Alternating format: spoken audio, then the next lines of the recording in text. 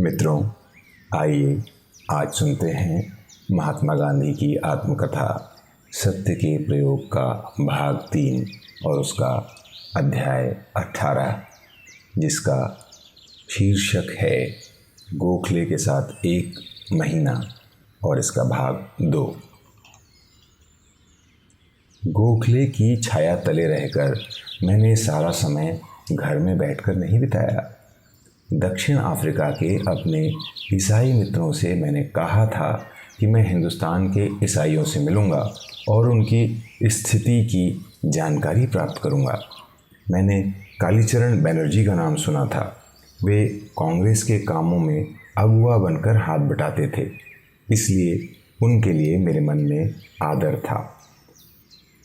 साधारण हिंदुस्तानी ईसाई कांग्रेस से और हिंदू मुसलमानों से अलग रहा करते थे, इसलिए उनके प्रति मेरे मन में जो अविश्वास था वह कालीचरण बनर्जी के प्रति नहीं था। मैंने उनसे मिलने के बारे में गोखले से चर्चा की। उन्होंने कहा, वहाँ जाकर क्या पाओगे?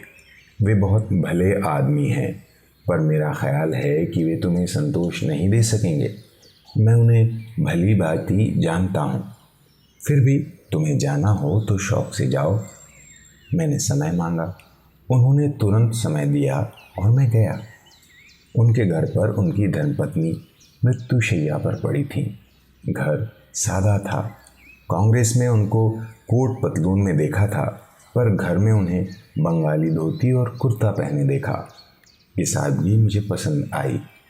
उन दिनों मैं स्वयं पारसी कोट पतलून पहनता था, फिर भी मुझे उनकी ये पोशाक और सादगी बहुत पसंद पड़ी। मैंने उनका समय न गंवाते हुए अपनी उलझनें पेश की। उन्होंने मुझसे पूछा, आप मानते हैं कि हम अपने साथ पाप लेकर पैदा होते हैं?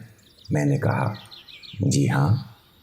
तो इस मूल पाप का निवारण हिंदू धर्म में नहीं है, जबकि ईसाई धर्म में है। यूँ कहकर वे बोले, पाप का बदला मौत है। बाइबल कहती है कि इस मौत से बचने का मार्ग ईसा की शरण है। मैंने भगवत गीता के भक्ति मार्ग की चर्चा की, पर मेरा बोलना निरर्थक था। मैंने इन भले आदमी का उनकी बलमनसाहत के लिए उपकार माना। मुझे संतोष न हुआ, फिर भी इस भेंट से मुझे लाभ ही हुआ। मैं ये कह सकता हूँ कि इसी महीने में मैंने कलकत्ते की एक एक गली छान डाली। अधिकांश काम मैं पैदल चलकर करता था। इन्हीं दिनों में न्यायमूर्ति मित्र से मिला, सर गुरदास बनर्जी से मिला। दक्षिण अफ्रीका के काम के लिए उनकी सहायता की आवश्यकता थी। उन्हीं दिनों मैंने राजा सर प्यारी मोहन मुखर्जी के भी दर्शन किए।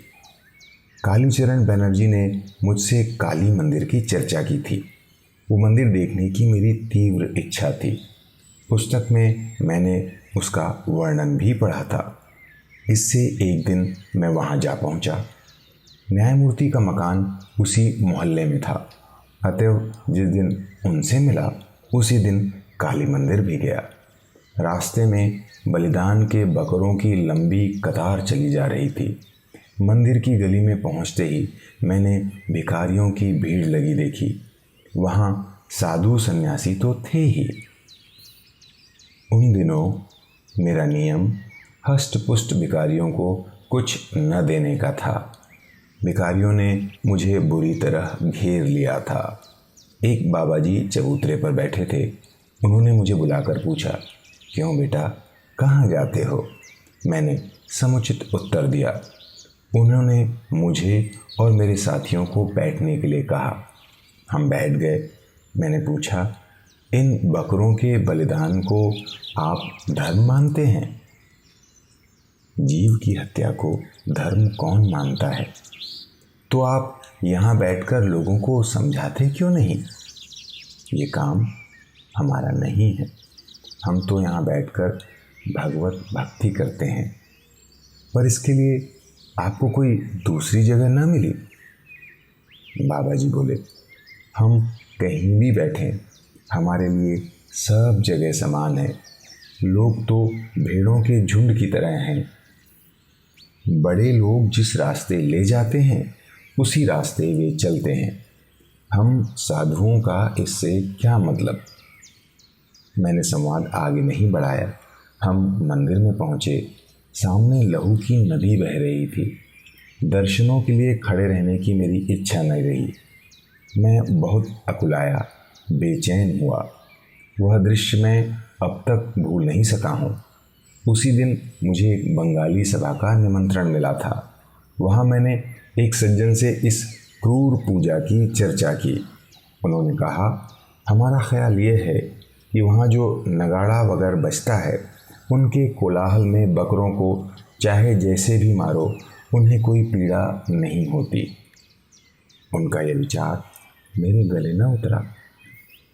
मैंने उन सज्जन से कहा कि यदि बकरों की ज़बान होती तो वे दूसरी ही बात कहते। मैंने अनुभव किया कि यह क्रूर रिवाज बंद होना चाहिए। बुद्धदेव वाली कथा मुझे याद आई, पर मैंने देखा कि ये काम मेरी शक्ति के बाहर है। उस समय मेरे जो विचार थे वे आज भी हैं। मेरे ख्याल से बकरों के जीवन का मूल्य मनुष्य के जीवन से कम नहीं है। मनुष्य देह को निभाने के लिए मैं बकरे की देह को लेने के लिए तैयार नहीं होऊंगा।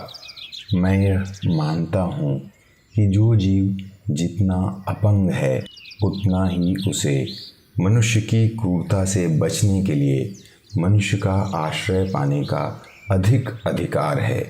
पर वैसी योग्यता के अभाव में मनुष्य आश्रय देने में असमर्थ है। बकरों को इस पापपूर्ण होम से बचाने के लिए जितनी आत्मशुद्धि और त्याग मुझ में है, उससे कहीं अधिक की मुझे आवश्यकता है। जान पड़ता है कि अभी तो उस शुद्धि और त्याग का रटन करते हुए ही मुझे मरना होगा। मैं यह प्रार्थना निरंतर करता हूँ कि ऐसा कोई तेजस्वी पुरुष और ऐसी कोई तेजस्विनी सती उत्पन्न हो जो इस महापातक में से मनुष्य को बचाए, निर्दोष प्राणियों की रक्षा करे और मंदिर को शुद्ध करे। ज्ञानी, बुद्धिशाली, त्याग वृत्ति वाला और भावना प्रधान बंगाल ये सब कैसे सहन कर सकता है। दोस्तों, अभी आप सुन रहे थे महात्मा गांधी की आत्मकथा सत्य के प्रयोग का भाग 3 और उसका अध्याय 18।